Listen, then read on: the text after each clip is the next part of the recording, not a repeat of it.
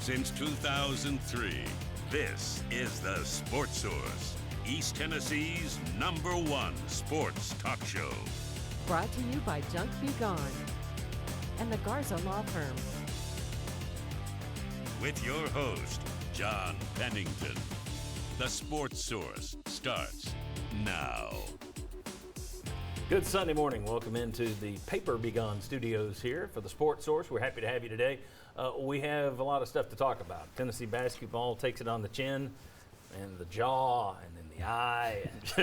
They get beaten up pretty good yesterday at Kentucky. We'll discuss that. We'll talk about what the future of this team is. Does it have a future? And then we'll also talk some football. There's some news this week with volunteer football program. We'll get into that. And then where should they be ranked going into next season, because everybody's coming out with the early top 25s. So lots of stuff to cover today. Let's get right into it. Our very first segment here in this show is brought to you by our friends at the Garza Law Firm. There are tons of ads for attorneys on local television. Trouble is, most of them fail to mention that they aren't even local attorneys. And when you need an attorney, you want someone familiar with the local justice system. Kind of makes sense. That's why you should call Marcos Garza and the Garza Law Firm. This is one of your neighbors here in East Tennessee, has been for many years. The Garza Law Firm. When you need an attorney, go with a local attorney. Go with the guy who's got a track record of credibility here in this community. Marcos Garza and his team at the Garza Law Firm. Learn more about them at garzalaw.com. All right, let's welcome in the basketball segment of our panel today. Right here, former Vol assistant coach, former D1 basketball player at Milwaukee, Mark Pankratz. Mark, thanks for being here. Thanks for having me. And then we got the duo from 99.1 The Sports Animal. We got Josh Ward right there. We got Vince Ferrara beside him. Thank you, gentlemen. Thanks, you. John. And right down there, longtime sports writer and always our far wingman, Chuck Cavaleris. Far away from me as we can keep him. For good reason. There we go. The Vols loser up, as I mentioned. No shame in losing at Kentucky. It's not an easy place to win 3 times in a row, especially Chuck texted me yesterday. I hadn't seen it, that Joby Hall had passed away, and I thought, okay, they're beat, because anytime you've given them some sort of reason to show any kind of extra emotion, that's not going to be good. So there's no embarrassment in losing at Kentucky. There is some embarrassment in losing the way you did. Typically, if you'd told me going into that game Tennessee will indeed lose, I would have said, well, let me guess. The defense is pretty good, and they can't hit a lick. They can't get any free throws. Total opposite. Offense was actually pretty good in terms of shooting yesterday. Defense, horrific. Let's take a look at how it was a different script. Tennessee shot 53% from the field, shot 48% from 3. I mean, that's just, you'll take that any day of the week, especially with this Tennessee team, which hasn't shot like that on many occasions. Problem is, that great defense picked a weird time to go AWOL. Kentucky, 68%. They were still shooting 78% with 10 minutes to go in that game, and I can't remember ever seeing that. A team shooting 80% for 3 quarters of the game. From 3, they shot 61%, and then 20 of 21 from the free throw line. Now, part of this ties into that other number up there. Tennessee with 20 turnovers. Your shooting percentage goes up when you're shooting layups. So I'm going to start with you, Mark. Let me ask you, was that one of those days where Kentucky just, as Rick Barnes said yesterday, it looked like they had magnets that were in the rims? Is it one of those days where Kentucky was just hitting? Is it one of those days where your defense just didn't show up? You've had a good defense all year, didn't show up? Or was it impacted? Do you look at it and say, well, it's the turnovers? Where are you putting most of that blame yesterday for what Kentucky did to you on the offensive end? Yeah, well, first I give credit to Kentucky. They got to make shots. I mean, I've been around a lot of 5-on-0 when you're running through your offense, running through your plays, and guys don't shoot 80% with no defense, let alone in the midst of a game. And so they knocked down shots. It ended up being a blowout, but it was within a couple possessions until we turned the basketball over. I think the turnovers put us on our heels, put a lot of pressure on our defense. They had 27 fast break points to our 1. And so when you outscore somebody in fast break in that big of a differential, that's a huge impact to the ball game. But it comes down to turnovers. And then our guard play, we talk about Ziegler's ability to guard people, Josiah Jordan-James, Kennedy Chandler. They got driven time and time again on straight line drives where our help defenders, I know Billis and those guys try to point out our help defense not getting over sometimes in rotation. As a coach, you cannot defend straight line drives. When a guy takes the ball from the three-point line and drives directly to the rim and gets a layup, They did that time and time again. We couldn't keep guys out of the paint, and that was the difference in the ball game. Guys, your thoughts on the performance yesterday, the loss, the way it came about? Yeah, I thought over 40 minutes, Tennessee looked outmatched, part of what Mark's talking about right there, the ability that Kentucky has. And the talent for Kentucky showed up. In some areas it did for Tennessee, but in other areas there were letdowns. When you look at the turnovers, so you see scoring from Kennedy Chandler, but guys in the post, what they had to do, non-existent against what Kentucky had. And that was a fear going in terms of the matchup, and the fear was exposed against the Wildcats. 36 minutes between Kamwa and Fulkerson combined. Yeah. 0 rebounds, 6 points, all for Kamwa. Right. Fulkerson was a double-double with zeros Yeah. for 20 minutes.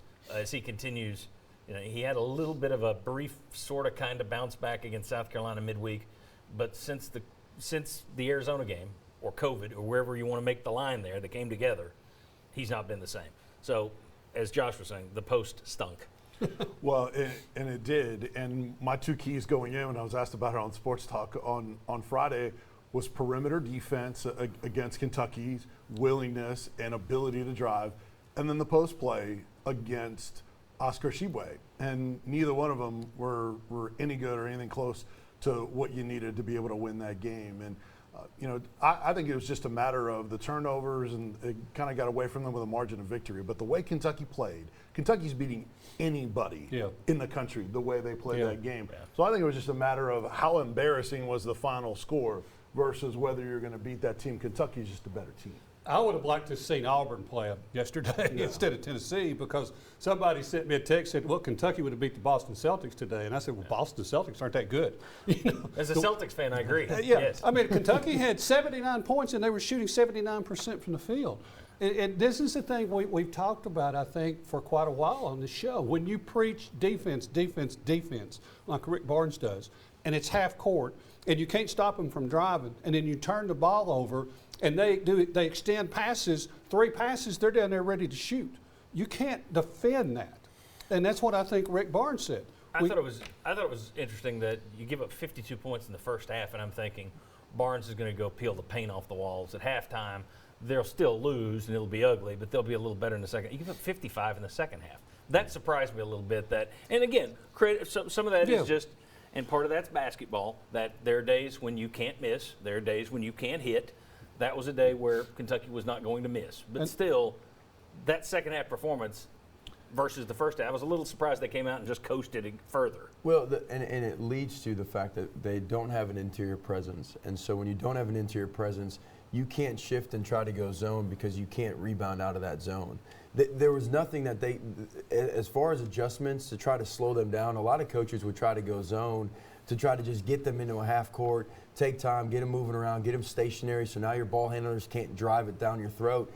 But we don't have guys, or Barnes at least doesn't trust the fact that whether it's Euros, Fulkerson, Brandon Huntley, have any of those guys who can rebound their position.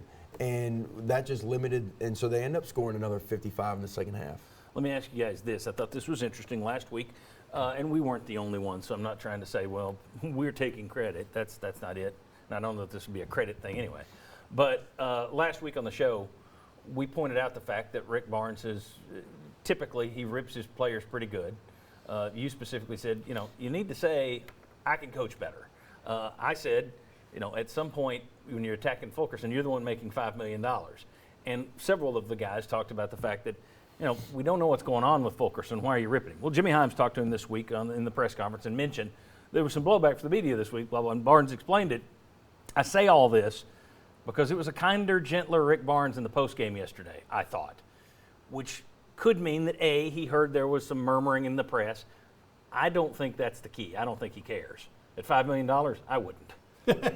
But I do wonder if he's thinking, am I on the verge of not being able to get these guys to continue to go where I want them to go? I wondered what was the reason for the more positive Rick Barnes after the game yesterday. Do you think he's thinking these guys don't need another kick in the pants right now?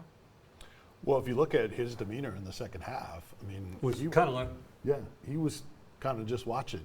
I'm sure that he was doing more than that, but it wasn't anger. It wasn't stopping the feet and throwing the right. jacket. Yeah. It was, all right, I want to see who handles this the right way and how we work ourselves out of it.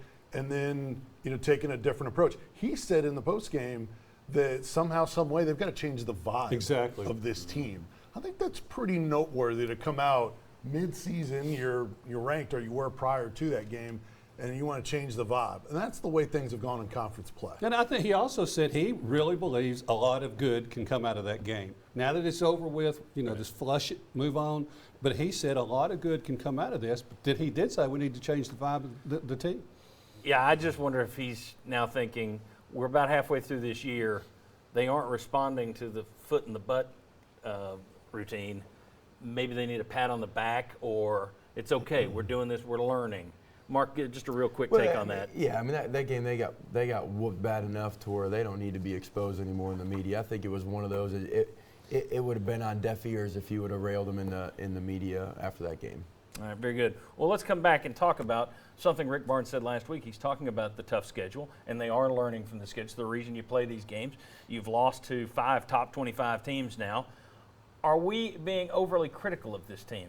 Are we being misled to think they're worse than they are because of the schedule they're playing? And we need to take that into account. Is that the case, or does this team just simply have too many fatal flaws? Let's debate that next on the Sports Source. Come on back.